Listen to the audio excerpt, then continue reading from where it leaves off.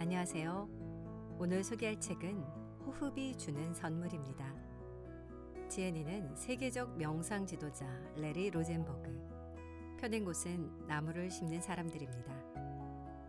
레리 로젠버그는 하버드 의과대학 정신과, 시카고 대학에서 사회심리학을 가르친 사회심리학자였습니다. 지도 크리슈나무티를 만나면서 대학 강단을 떠나 수행의 길을 걷는데요. 40여 년간 다양한 불교 전통 수행법을 공부하고 가르친 경험을 바탕으로 3단계 명상 수행법을 발전시킵니다. 명상 수행의 핵심인 호흡 명상을 통해 복잡한 세상에서 시간에 쫓기며 사는 현대인들에게 일, 결혼, 학업 등 일상에서의 핵심인 관계 맺기에 필요한 지혜를 얻는데 깊은 깨달음을 주고 있습니다. 2부 내 호흡 사용 설명서 가운데 관계에서의 호흡 명상 낭독하겠습니다. 호흡 명상. 살아있는 것은 관계 속에 있다. 우리 모두는 평생 자신과 타인에 대한 이미지를 쌓으면서 살아간다. 이런 이미지의 영향을 전혀 받지 않고 인간관계를 할 수 있을까? 이런 이미지들이 얼마나 인간관계를 각색하고 왜곡하는지 알고 있는가? 자신의 좋아함과 싫어함에 따라 타인을 교정하거나 변화시키고자 하는 습관적인 충동에서 벗어나 완전히 새로운 관점에서 서로를 바라보거나 서로에게 경청할 수 있을까? 기존의 관념에서가 아니라 그 관념에서 벗어나 명료하게 반응할 수 있을까? 수년 전 태국의 숲속 전통 수행을 한 적이 있습니다. 나에게 숲이라는 곳은 소풍을 가거나 식물이나 버섯을 찾으러 가는 장소입니다. 그러나 태국에서 발견한 것은 뱀, 벌레, 그리고 엉킨 나무 덩굴이 가득 찬 정글이었습니다. 나는 조그만 오두막집이 있는 곳에 소풍을 가고 싶지 않았습니다. 나는 태국의 스승에게 당신은 태국의 정글 전통으로 가르치지만 나는 케임브리지 정글 전통에 따라 수행한다고 말했습니다. 케임브리지? 그곳은 대학들이 많이 있는 큰 도시가 아닌가요? 그렇습니다. 그러나 거기에는 사람들이 많습니다. 당신의 정글은 뱀과 야생동물로 가득 차 있고 나의 정글은 사람으로 가득 차 있습니다. 관계에 깨어있는 수행이 삶을 풍요롭게 할 수 있을까? 물론입니다. 너무나 분명한 사실입니다. 우리는 삶의 대부분을 관계 속에서 살아갑니다. 친구, 파트너, 아이, 동료, 이웃, 그리고 낯선 사람 등 우리가 관계를 맺고 있는 바로 이곳에서 강력한 법 수행을 할 수 있습니다. 단순히 삶을 편안하고 유용하고 평화롭게 해주는 방법을 말하는 것은 아닙니다. 관계에 깨어있는 수행은 전통 수행만큼이나 법에 맞고 잠재적으로 자유로움의 힘을 가집니다. 물론 호흡과 함께 하든 아니든 간에 깨어있기에서 멀어지지 않습니다. 깨어있기를 관계 속으로 가져오는 것입니다. 일부 사람은 관계의 깨어있기 수행을 제대로 된 정통 다르마 수행이라고 받아들이기를 망설이기도 할 것입니다. 그러나 이것은 나의 관점에서 보면 정말로 불행한 일입니다. 우리는 삶의 대부분을 타인과 함께 합니다. 의문을 던지고 탐구해보기를 권하는 깔라마경의 정신으로 인간관계를 바라보시기 바랍니다. 당신은 타인에 대한 조건화된 습관적인 반응, 특히 가장 친밀한 사람들에 대한 반응을 잘 살펴보고 알아차리고 있습니까? 인간관계 속에서 평정심을 유지하고 있나요? 비판이나 비난 없이 배울 수 있나요? 호흡은 늘 우리와 함께하지만 관계에 깨어있기 수행법에서는 호흡에 늘 주의를 기울일 수 없습니다. 왜냐하면 인간관계는 너무나 빠르고 격렬하게 움직이기 때문입니다. 그래도 괜찮습니다. 나와 마찬가지로 다른 수행자들도 경험상 호흡을 알아차리는 수행은 관계 수행을 하는데 방해가 되기도 한다는 것을 알고 있습니다. 나와 타인 사이에 일어나는 것에 초점을 맞추기보다 호흡에 초점을 맞추면 이런 일이 일어납니다. 호흡을 놓치지 않을까 하는 두려움 때문에 아주 빨리 변하는 인간관계를 미처 따라잡지 못해도 이런 일이 일어납니다. 이것은 호흡 알아차림을 잘못 사용하는 것입니다. 호흡 알아차림을 적절하게 사용할 때와 아닐 때를 잘 구별하는 것은 여러분의 몫입니다. 마음이 더 명징해지는데 호흡이 도움이 된다면 관계에서 호흡 알아차림이 유익한 때와 그렇지 않은 때를 아는 지혜를 키울 수 있습니다.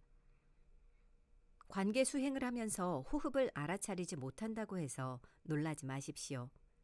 선택하지 않고 깨어있기에서 호흡을 내려놓으면서 좌선을 하듯 관계의 깨어있기 수행도 종종 이런 방향으로 수행이 나아가기도 합니다. 나와의 관계부터. 시간이 지나면서 관계에 깨어있기는 자기중심적 현상을 드러냅니다. 자기중심적 현상은 나를 우주의 중심으로 보는 것입니다. 그리고 관계에 깨어있기는 자신의 본성이 무엇인지를 계속해서 가르쳐주기 때문에 조건화를 벗어난 순리았다, 즉 텅 빔 또는 삶에서 드러나는 고요로 데려다 줄 수 있습니다. 대개의 수행자는 내가 이렇게 말하면 바로 그 의미를 파악합니다. 수행에서 관계를 빠뜨리면 그 수행은 의미가 희석되고 제한적인 가치만을 가지게 됩니다. 당신은 가족, 직장, 심지어 자신과 조화롭게 지내는 법을 보게 됩니다. 그렇지만 가장 수행을 잘하는 제자들조차도 관계에 깨어있기를 하기 시작하면 당황스러워합니다. 이 수행법은 관대하고 느긋하게 이완된 상태에서의 인내와 통찰이 필요합니다. 첫 단계에서 호흡하면서 단순히 마음을 바라보는 수행을 했을 때 마음이 혼란스럽지 않았나요? 이제 당신은 일상생활에서 관계라는 가장 복잡한 상황의 열기 속에서 수행을 하고 있습니다. 여기에서 관계는 절친한 관계에 한정하지 않습니다. 다른 사람과 같이 있는 모든 순간을 뜻합니다. 사람만이 아니라 사물, 자연, 예술, 그리고 관념과의 관계까지도 전부 포괄합니다. 제일 처음은 자신과의 관계입니다. 이런 관점에서 보면 삶은 관계입니다. 심지어 혼자 좌선을 하고 있다고 해도 마음이 만들어내는 것과 몸이 움직이는 방식과 관계를 맺으면서 자신에 대해 배우는 것입니다. 관계를 자기 발견의 수단으로 이해하는 나의 관점은 40년 전 크리슈나무르티에게서 배운 것입니다. 그에게는 관계, 깨어있음, 배움이 분리할 수 없는 수행입니다. 그는 조용히 혼자 앉아서 수행하는 것도 좋지만 관계를 섬세하게 받아들이고 배우는 것이 중요하다고 강조했습니다.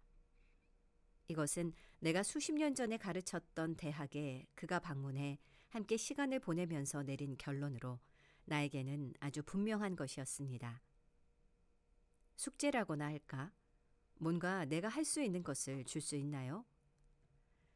당신이 실제로 삶을 어떻게 살아가고 있는지에 집중하세요. 무슨 말인지 분명하지 않아 머뭇거렸습니다. 그러자 그는 내 눈을 똑바로 쳐다보았습니다. 그의 목소리에는 전류가 흐르고 있었습니다. 그리고 그는 실제로 삶을 어떻게 살아가고 있는가라는 이 문장을 되풀이했습니다. 그러고는 다시 설명을 했습니다. 그렇게 살아야 된다고 생각하는 식으로 살지 말고, 종교적 가르침이 말하는 방식으로 살지 말고, 부모가 말하는 방식으로 살지 말고, 삶을 있는 그대로 생생하게 사십시오. 이 말이 내 의식의 심연을 뚫고 지나갔습니다. 그 지점이 나의 수행이 시작된 곳입니다. 오랜 시간 혼자 앉아서 수행하는 것을 좋아하지만 좌선이 최고라고는 생각하지 않았습니다. 명상을 처음 대할 때부터 내 삶의 스펙트럼에 들어와 있는 모든 사람들, 예를 들면 부모에서부터 근처 식료품 가게의 점원까지 모두가 나의 수행밖에 있지 않았습니다. 그때 이후로 관계 수행이 수행자뿐 아니라 이 세상에도 꼭 필요한 것이라고 확신했습니다. 서로 관계를 맺고 있는 인간 사이에 평화가 없으면 지구의 평화가 가능하겠습니까? 케임브리지 통찰 명상센터에서는 관계의 깨어있기 수행을 중요하게 생각합니다. 그러나 모든 사람들이 관계의 깨어있기 수행을 온전한 법 수행이라고 생각하지 않습니다. 다르마를 주목하십시오. 이런 사실은 잘 알려진 윗바사나 스승이 우리 센터에 와서 자신이 열고자 하는 새로운 수행센터에 대한 조언을 구할 때 확연히 드러났습니다. 그와 나는 수행에 대한 믿음과 방법에 전적으로 동의했습니다. 그러나 이런 동의는 제자들과 수행에 대한 상담을 하는 우리 센터의 체계에 대한 나의 설명이 있기 전까지였습니다. 전통적인 수행센터에서는 스승은 주로 안거 수행을 할 때 집중 수행 상담을 합니다. 이와는 달리 우리 센터에서는 1년 내내 수행 상담을 합니다. 이렇게 규칙적으로 정해진 스케줄에 따라 상담을 하는데 상담 시간이 안거 수행의 상담보다 더 깁니다. 상담을 하는 동안 우리는 제자들에게 일상생활에 대한 질문을 하는데 관계를 주제로 하는 이야기가 주를 이룹니다. 윗바사나 스승은 이런 수행법에 당황했습니다. 수행에서 실제로 일어나는 문제를 다루는데 10분 정도의 다르마 상담이면 충분하지 않은가?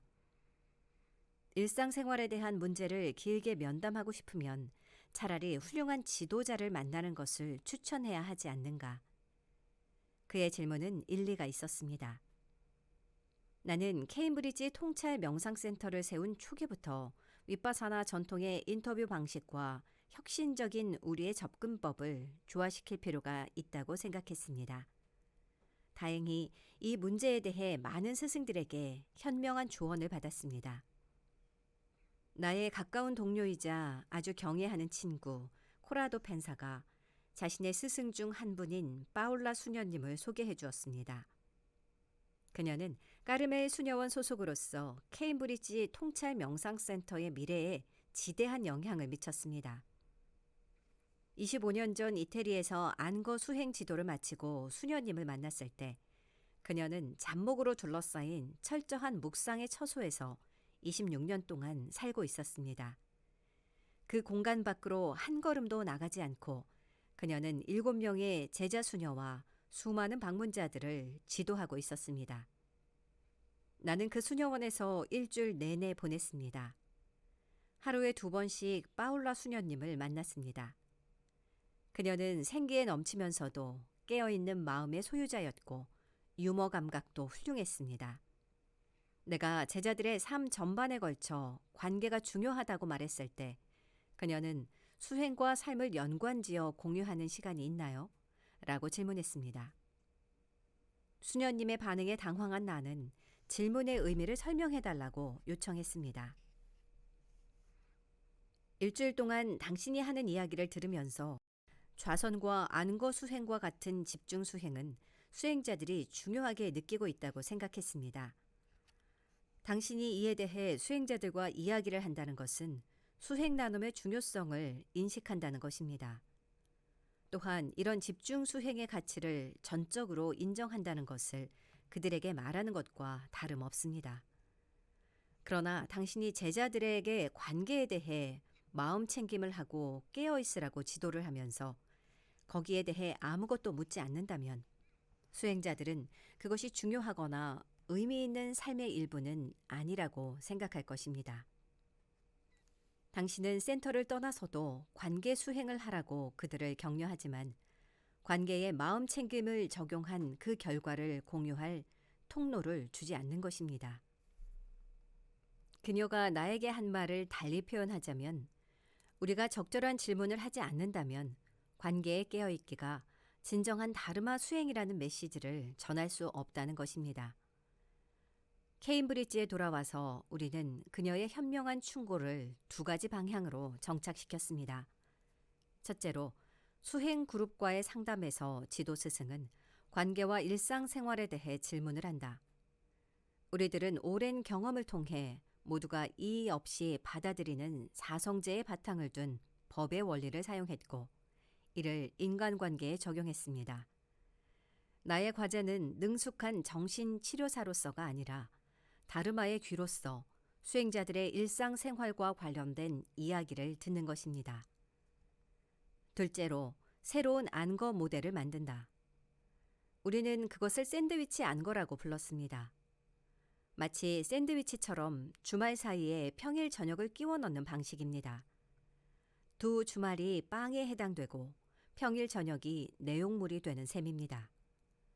주말에는 보통의 윗바사나 안거 수행처럼 정기적인 좌선 수행과 걷기 명상을 합니다. 평일은 일상생활에서 일어난 일을 가지고 마음 챙김을 하고 이렇게 주의 집중하는 가운데 배웁니다. 평일 저녁에 함께 모여 수행에 관한 담소를 나누고 그 결과를 스승에게 보고하는 형식입니다. 이런 식으로 삶 속에서 수행 경험을 나누는 것입니다. 태국처럼 홍수가 빈번한 열대기후의 나라에서는 홍수로 집이 파괴되거나 완전히 소실되는 경우가 있습니다. 이런 일에 대해 수페의 스승인 아잔차 스님은 이렇게 말합니다. 홍수로 집을 잃었는데 어떻게 마음을 잃지 않을 수 있겠는가? 의심할 여지 없이 비극적 사건들은 우리 삶에서 늘 일어납니다. 좀 더 미묘한 질문은 다음과 같은 것입니다. 거기에 대한 당신의 반응은 어떻습니까? 일어난 사건과 당신은 어떤 관계를 맺고 있습니까? 여기에 대한 붓다의 가르침은 혁신적이고 간명합니다. 그것은 타인과의 관계를 포함해 어떤 일이 일어나든 우리가 겪는 삶의 체험과 관계 맺는 방식을 변화시키는 시도라는 것입니다. 우리는 대부분의 시간을 우리에게 일어난 일에 매달리거나 그것을 밀어내며 보냅니다. 이런 습관적인 반응은 지금 이 순간 벌어지는 밀고 당기는 행위가 얼마나 우리를 고통의 사슬에 얽매이게 하는지를 잘 인식하지 못하는 데에서 비롯됩니다. 나의 경험에서 보면 이런 집착을 수반한 관계보다 더 즉각적으로 반응을 일으키는 것은 없습니다. 이런 반응은 자동적으로 일어납니다. 핀으로 손가락을 찌르면 피가 나오는 것과 같습니다. 미국 문화에서는 단추를 눌렀다라고 표현합니다. 단추를 누르면 반사적으로 행동하는 것입니다. 그렇게 조건화되어 있기 때문입니다. 과거에 내장된 프로그램이 현재에는 약간 변형되어 자동적으로 튀어나오는 것입니다. 우리는 어제의 눈, 귀, 목소리로 보고 듣고 말합니다. 그러면서도 반사적이고 극적인 반응을 자발성의 신호라고 믿습니다. 과연 이런 습관적인 행동 양식을 자랑스러워해야 하나요? 이렇게 동일하게 부정적인 패턴을 계속 반복하거나 약간 변형하면서 일생을 보낼 수도 있습니다. 관계는 유동적이고 역동적입니다. 매 순간은 새로운 상황을 낳습니다. 그렇지만 현재의 순간에 새롭게 타인에게 반응하는 것이 아니라 과거의 고정된 이미지를 타인에게 부여합니다. 우리 모두는 가장 가까운 동료에게 특히 이렇게 하기 쉽습니다. 이슬람 수피 전통에서 내려오는 훌륭한 이야기가 있습니다. 바보 현자 물라 나스루딘은 나무 아래 앉아서 매운 홍고추를 먹고 있었습니다. 너무 매워서 눈물이 뺨을 타고 흘러내렸습니다. 그러나 그는 여전히 하나씩 하나씩 고추를 먹고 있었습니다. 주위 사람들이 그에게 결국 묻습니다. 몰라, 이 매운 홍고추를 왜 먹고 있지? 달콤한 고추가 나오기를 기다리고 있습니다. 불같이 일어나는 기계적인 반응을 이제는 끝내야 하지 않겠습니까?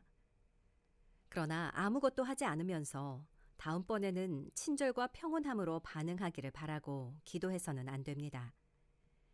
우리는 조건화된 반응 양식을 끝낼 수 있습니다. 어떻게 가능할까요? 우리가 기계적으로 반응하고 있다는 그 사실에 우리의 오랜 친구인 깨어있음을 갖다 놓는 것입니다. 이때 호흡의 도움을 받을 수도 있고 그렇지 않을 수도 있습니다. 이렇게 수행하면 배우자에게 화를 내거나 자녀에게 실망하거나 부모에게 좌절감을 느끼는 것과 같은 조건화된 반응을 하려는 그 순간에 자신을 다잡을 수 있습니다. 이렇게 바로 보는 에너지가 기계적인 반응의 에너지에 접촉하게 되면 자기 이해를 통해 새로운 수행법은 그 문이 열립니다. 깨어있는 것을 통해서 기계적인 반응은 신선하고 순수한 반응으로 변화합니다. 명징한 마음에서 나오는 반응이기 때문입니다. 과거의 고정된 선입관으로 보는 것이 아니라 현재의 그 순간을 정확하게 봅니다. 기계적인 반응은 오래되고 진부하지만 정확하게 보는 반응은 신선하고 적절합니다. 한 수행자와 나눈 이야기를 여러분과 나누려고 합니다. 이 수행자의 이야기는 다른 많은 수행자들의 입장을 대변하고 있습니다. 아주 세속적으로 보이는 상황이 붓다의 가르침을 가장 잘 이해할 수 있게 한다는 것을 명심하기 바랍니다. 이 간단한 이야기는 남편에 대한 것입니다. 그는 오랫동안 사랑이 가득한 결혼 생활을 하고 있었지만 아내에게 만성적으로 짜증이 나는 이유를 알지 못했습니다. 아내가 말하는 스타일이 종종 그를 자극했습니다. 아내가 친구나 처가에 대한 불만과 분노를 쏟아내는 것도 그를 불편하게 했습니다. 집중 수행과 일상생활 수행을 수년 동안 했음에도 불구하고 그는 아내의 행동에 심하게 화가 났고 계속적으로 언쟁을 했습니다. 많이 힘들어했습니다. 나는 그에게 관계에 깨어있기에 초점을 맞추도록 권유했습니다. 관계 수행을 시작한 지 얼마 안 돼 그는 케임브리지에서 멀리 떨어진 곳으로 이사를 했습니다. 최근 그에게 한 통의 편지를 받았는데 그는 이제 아내의 행동에 더 이상 짜증을 내지 않게 되었다고 하면서 그렇게 된 과정을 언급했습니다. 나는 아내가 큰 소리를 내는 게 싫어. 아내는 진정할 필요가 있어 라는 조건화된 이전의 반응은 사라졌습니다. 그 대신 아내의 폭발이 견딜 수 없을 때 그의 마음은 내면을 향하면서 자신의 짜증을 알아차렸습니다. 오랜 시간 동안 짜증을 바라보면서 자신이 계속해서 참지 못한 것이 아내가 아내 자신이 원하는 것에 따라 행동하기를 바라는 것이 아니라 그의 욕구에 따라 행동하기를 원하는 것에서 비롯된다는 것을 알았습니다. 오히려 아내가 어떤 일정한 목소리로 말하면 나는 기계적으로 짜증으로 반응한다고 하는 조건화된 습관에 머무르지 않게 되면서 악순환의 고리를 끊을 수 있었습니다. 아내가 말을 하고 거기에 대해 자신이 반응하는 그 순간에 깨어 있으면서 이것이 가능했습니다. 자기 발견과 깨어 있음은 이런 효과를 지닙니다. 첫째로 아내에 대한 짜증을 그가 보았을 때 그의 반응은 줄어들었습니다. 결국 짜증은 사라졌습니다. 조급함이나 분노라는 고정된 일련의 반응을 통해 아내를 보는 것이 아니라 새로운 눈을 통해 아내를 보았습니다. 이와 동시에 아내와 떨어지거나 분리되지 않으면서도 아내와 자신의 내적 반응을 마음챙김했다고 자랑스럽게 나에게 말했습니다. 그는 바로 거기 자신의 생활 공간에서 그 순간에 머물면서 관계에 대한 수행을 한 것입니다. 이렇게 함으로써 그는 아내를 비판하는 것에서 아내를 이해하는 것으로 옮겨가는 중요한 과정을 완수했습니다. 여러분도 가능합니다. 수행으로 내적 반응과 함께 머물 수 있고 동시에 다른 사람에게도 주의 집중하는 것을 배웁니다. 때로는 다른 사람에 더 집중하기도 하지만 자신과의 접촉을 잃어버리지 않습니다. 이와는 반대로 다른 사람보다 자신에게 더 집중할 수도 있습니다. 그것은 마치 밀물 썰물과 같습니다. 나는 이렇게 들어가고 나가는 수행법을 짧은 시간 동안 많은 수행자들을 면담하면서 사용했습니다. 그리고 이 수행법으로 인해 마음이 신선해지고 새로운 만남이 가능하다는 것을 경험했습니다. 편지 말미에 그는 자신의 결혼 생활이 더 만족스러워졌다고 썼습니다. 이런 우여곡절을 통해 아내를 더 사랑하게 되었다고 말입니다. 이제 늘어나던 짜증의 악순환은 관계 수행법으로 끊어졌고 자신과의 내적인 관계도 조화를 이루었습니다. 대단한 일입니다. 가장 무거운 등짐. 고대 중국인들은 흔들림 없이 모든 상황에 깨어있는 수행자를 묘사하기 위해 집주인이라는 이미지를 사용했습니다. 많은 손님들이 집주인을 방문합니다. 초대된 사람들은 친절하고 우아하고 잘 즐깁니다. 초대되지 않은 사람들은 술 취하고 고분고분하지 않고 차려놓은 모든 음식을 먹어 치웁니다. 우두커니 서서 허공을 쳐다보기도 합니다. 손님들의 행동에 빠져 주인 노릇하는 것을 잊는다면 우리는 더 이상 집주인이 아닙니다. 오고 가는 모든 다양한 손님을 맞이해 항상 깨어 있어야 합니다. 이것이 바로 수행입니다. 주인이 되십시오. 스스로 깨어 있으십시오. 관계 수행을 할 때 안정되고 평온한 주인이 되는 것은 더 도전적인 과제일까요? 물론입니다. 주인이 되는 것도 쉬운 일이 아닌데 안정되고 평온하게까지 하다면 훨씬 더 도전적인 과제가 분명합니다. 자신의 감각과 감정에 빠져 판단이 흐려지게 되면 우리 앞에 와 있는 손님들을 보지 못할 수도 있습니다. 혼돈 또는 기쁨 또는 욕망 속에서 자신을 잃어버리기도 합니다. 주인의 이미지는 당신이 다른 사람에 완전히 주의 집중하고 그들이 그 순간에 무엇을 말하고 무엇을 하는지를 보고 듣는 것입니다. 때로는 자신을 잘 살펴보도록 상기시켜 주기도 합니다. 이런 수행이 개발되면서 과거라는 이미지의 필터가 깨어있는 마음으로 바라보는 에너지로 인해 녹아버립니다. 10대 자녀를 둔 분이라면 수백 번도 더 반복했을 행동을 예로 들어보겠습니다. 당신이 딸에게 방을 치우라고 소리 지르면 딸은 문을 쾅 닫고 고함 지릅니다. 내버려둬. 당신은 다시 고함 지르고 분노를 사기면서 물러납니다. 딸은 저녁을 먹으러 오지도 않습니다. 이런 일이 계속됩니다. 불교의 가르침에서 희론, 빠빤짜라는 단어는 이런 연속적인 반응을 뜻합니다. 감정은 악순환을 일으키고 그리고 깊은 고통은 계속됩니다. 명징하고 새로운 마음으로 반응하면 빠빤짜를 약화시키고 그리고 이런 반응의 악순환을 끊게 됩니다. 이전과 같은 말을 반복한다고 해도 그 영향은 다릅니다. 당신은 이렇게 말할 것입니다. 옷과 책과 인형 좀 치워줄래? 당신의 마음이 신선하고 에너지가 독하게 나오지 않으면 당신의 자녀가 듣고 친절하게 반응할 확률이 높아집니다. 그러나 같은 말이라도 기계적인 반응에서 나오면 분노로 끓어오릅니다. 그렇게 되면 상대방은 당신의 말을 듣지 않습니다. 왜냐하면 공격을 받았기 때문입니다. 많은 경우 우리 인간은 실제적인 공격이든 상상의 공격이든 어떤 것에라도 자신을 방어하고자 합니다. 이 사실을 알고 있지만 종종 잊어버립니다. 관계와 배움은 같이 갑니다.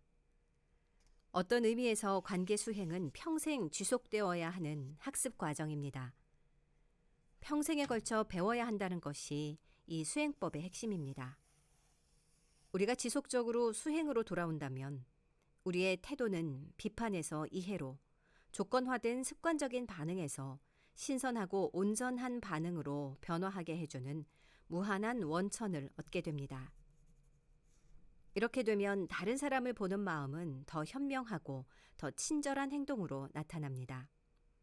매달리거나 통제할 수 있는 반응이 아닙니다. 조용하고 명징한 마음에서 나옵니다.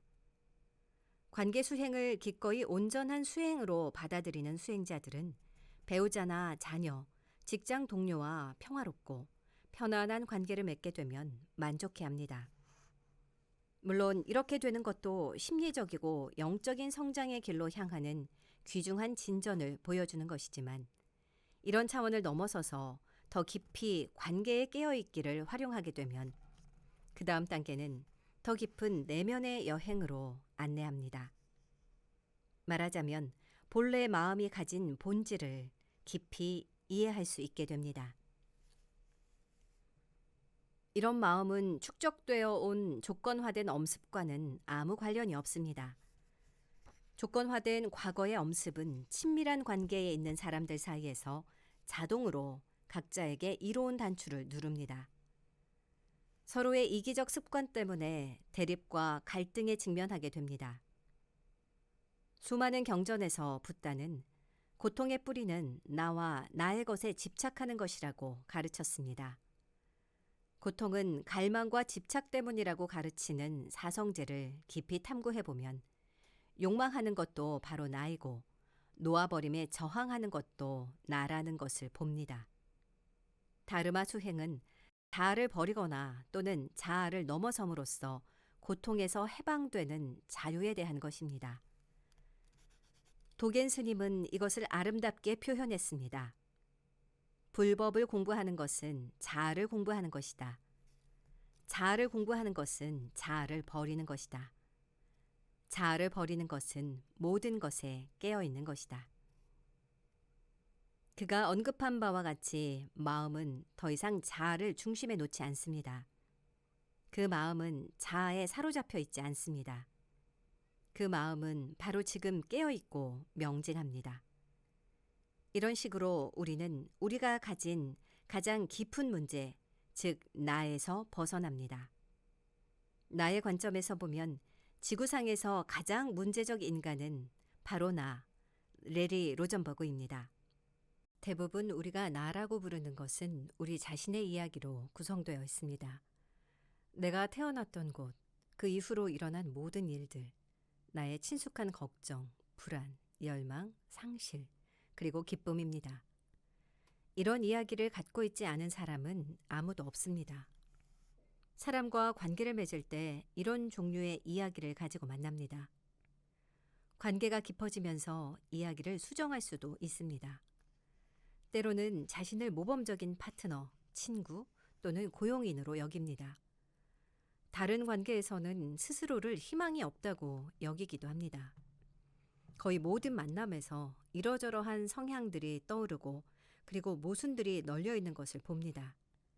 그것들은 에너지의 역동적인 다발들이고 이것을 우리는 나라고 생각합니다. 그러나 관계에 깨어있기가 깊어지면 자아의 개념이 변화합니다. 마음을 계속해서 살펴보면 마음이 스스로 만드는 이미지와 꾸민 이야기가 멈추지 않고 지속적으로 생산하는 것들을 보게 됩니다. 그러면 나와 내 삶이 무상하고 실체가 없다는 것을 이해하게 됩니다. 모든 불교 전통은 이런 실체 없음 또는 공에 대해 말합니다. 그것은 법의 최고 보석입니다. 무엇에 대한 공일까요? 나 또는 나의 것에 대한 집착이 공한 것입니다. 우리는 과연 우리 자신의 이야기를 놓아버리길 원할까요? 지금까지 들인 시간, 에너지, 돈을 생각하면 그렇게 쉽게 놓아버릴 수는 없을 것입니다. 우리는 모두 자아를 세련되고 멋지게 하기 위해 학교에 가고 여행을 하고 힘들게 일했습니다. 심지어 더 영적인 자아, 더 자비스러운 자아를 얻는 것에 매달리고 있을지 모릅니다. 그러나 주의를 집중해서 수행하다 보면 바라보는 것이 명징하고 안정될 때가 옵니다. 그때에는 자신의 이야기를 놓아버리는 것이 훨씬 쉬워집니다. 무엇을 붙잡아야 하는가? 무엇에 대한 집착인가? 우리가 잡으려 하면 그것은 이미 지나갑니다. 우리의 감정은 출렁거리고 우리 앞에 놓인 삶의 환경은 변화합니다. 이미 철진한 뉴스일 뿐입니다. 1년 전에 나의 모습이라고 믿었던 것이 시간이 지나면서 퇴색해버리고 과거의 개념화된 기억들로 흘러갑니다. 그 당시에는 대단한 것으로 생각했던 것들이 시들해져서 흥미가 없어집니다. 다른 말로 하면 자아를 안다는 것은 아주 깊은 의미에서 내가 아닌 모든 것을 발견하는 것입니다. 관계에 대한 마음 챙김은 이렇게 잘못 인식된 것들을 제거하고 나의 이야기에 집착하는 것을 놓아버리는 강력한 도구입니다. 법수행은 덧셈이 아니라 뺄셈을 강조합니다. 명상 수행을 하면 자기 향상도 동반되나요? 그리고 자신감도 올라가나요? 물론입니다.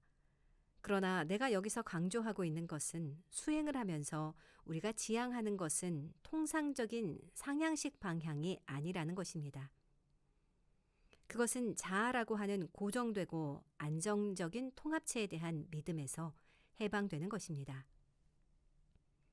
나는 훌륭한 사람이야 또는 나는 바보야 등 생각은 단지 생각일 뿐이라는 것을 보기 시작합니다. 예를 들면 나는 위기의 순간에도 흔들림 없이 평온해야 해 라든가 내가 없으면 이 조직은 와해될 거야 라는 식의 자신이 가진 고정관념에서 오는 편견을 버리는 것입니다. 내가 가지는 나의 이미지는 조건화된 과거의 엄습이 만들어낸 것임을 분명히 알아차리게 되면 마음이 맑고 자유로워지며 안정감을 갖게 됩니다. 윗바사나의 모든 수행법은 조건화된 마음에서 벗어난 마음, 순수한 깨어있음 그 자체로 나아가게 합니다. 다른 말로 하면 우리를 고통에서 해방시켜 줍니다. 일본에서 선수행을 할 때 우연히 보게 된 아름다운 그림은 이런 사실을 잘 보여줍니다. 그 그림에서 한 일본 선승은 거대한 짐을 등에 짊어지고 있습니다. 그의 등은 굽어 있고 맨발입니다. 해변가를 걸어가는 그의 얼굴은 슬픔으로 가득 차 있습니다.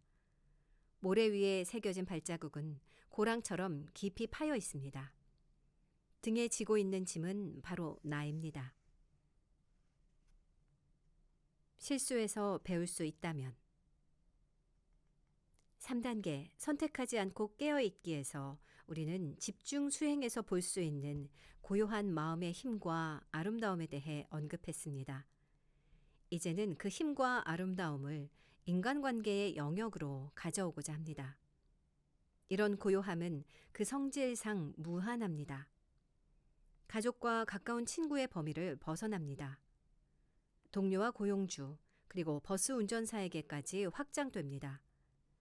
그것은 우리 삶 전체에 퍼져나가는 삶의 방식이 됩니다. 그러나 우선 고요한 마음의 성질에 대해 알아야 합니다. 경전을 읽을 때 고요한 마음은 틀림없이 지혜와 자비와 함께 움직이는 것처럼 보입니다. 그러나 바라봄의 에너지가 아무리 명징하다고 해도 스스로가 삶 속에서 아무리 지혜롭고 자비롭다고 해도 매 순간 주의 집중이 필요합니다. 원인과 결과라는 카르마의 법칙은 쉬지 않고 인간의 만남에서 작동합니다. 어떤 경우 지혜롭고 유익하게 보여도 다른 경우 그렇지 않기도 합니다. 심지어 해가 되기도 합니다.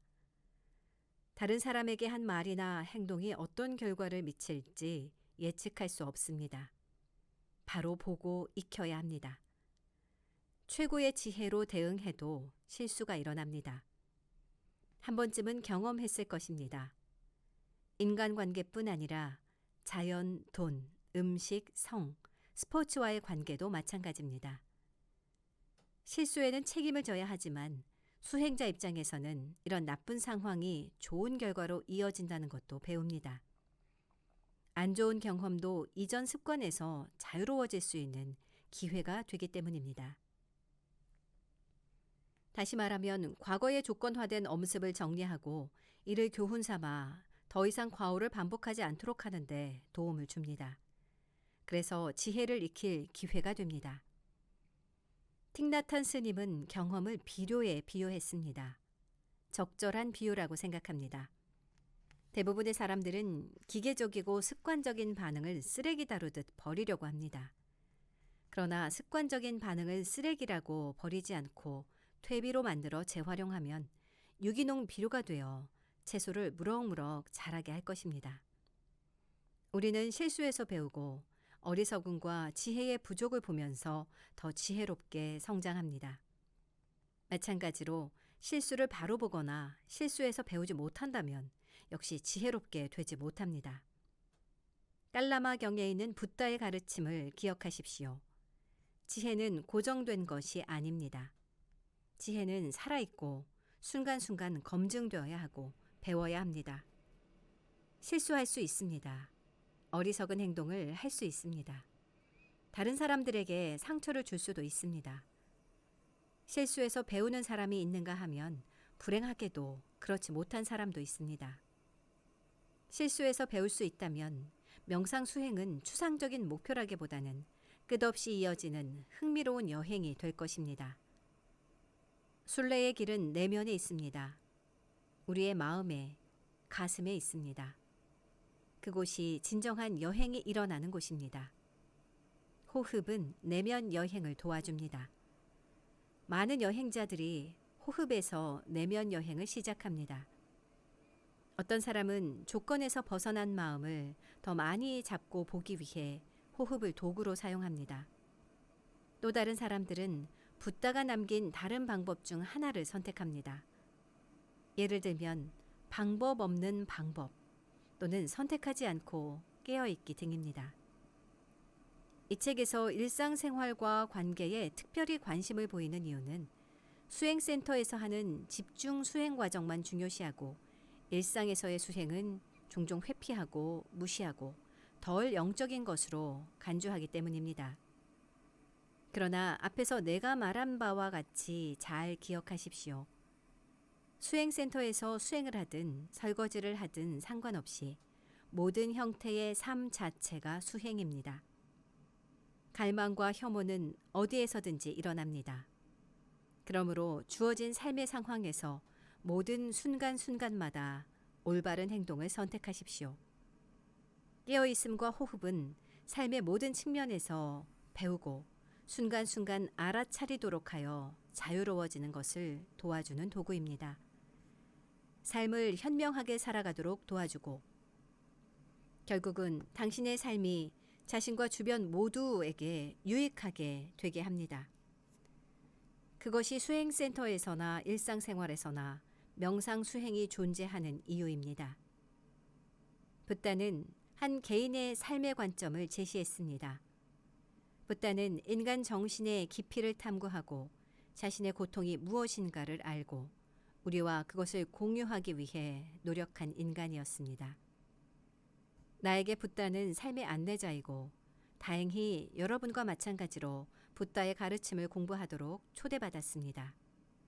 나 자신의 삶과 다른 사람의 삶에서 그의 가르침을 계속해서 확인하면서 더 많은 에너지와 기쁨이 생겼습니다. 그래서 나는 지속적으로 수행합니다. 그러나 만약 붓다가 실제 존재하지 않았다고 증명된다면 당신은 어떻게 하겠습니까?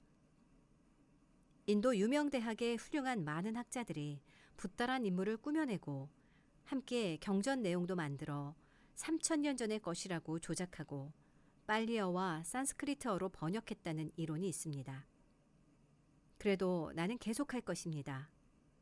언어적이고 학문적인 상위 구조와 역사적 퇴적물이 제거되고 붓다의 가르침이 일부러 만들어진 것이라고 해도 나는 계속 명상 수행을 할 작정입니다. 왜냐고요? 이보다 나은 것을 발견하지 못했기 때문입니다. 주의 집중을 하지 않고 배우지 않고 과거의 상처 속에서 살아가고 이것들에서 벗어나는 더 나은 선택이 있나요? 물론 없습니다. 깨어있음과 자기 알은 온전하게 살아가는 것과 동의어입니다.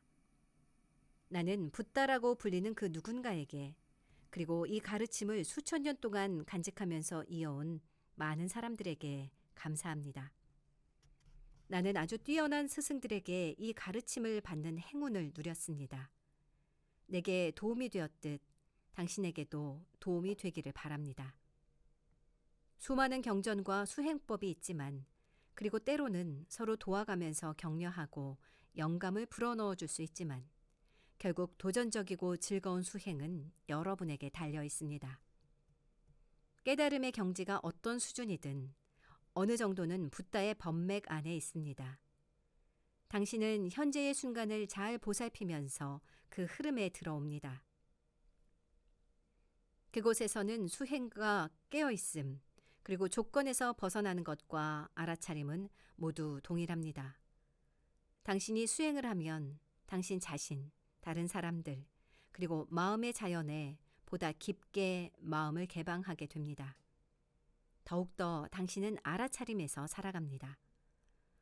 나 자신의 경험에서 나온 수행 안내를 끝내면서 처음이자 마지막이 될 시 한 수를 같이 나누고자 합니다.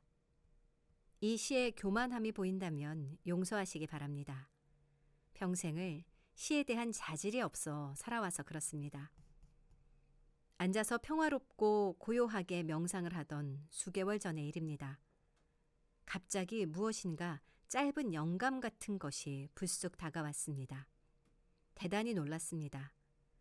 특히 불쑥 다가온 그 말들이 나의 40년 수행 생활을 아주 압축적으로 드러낸다는 것을 알고는 더욱 놀랐습니다. 나는 여기서 그것을 털어놓습니다. 자유를 향하는 여러분의 수행 여정에 도움이 된다면 나로서는 기쁨입니다. 평화는 어디에 있는 것일까? 슬픔과 눈물이 있는 바로 그곳에 있다네. 이 얼마나 편리한가.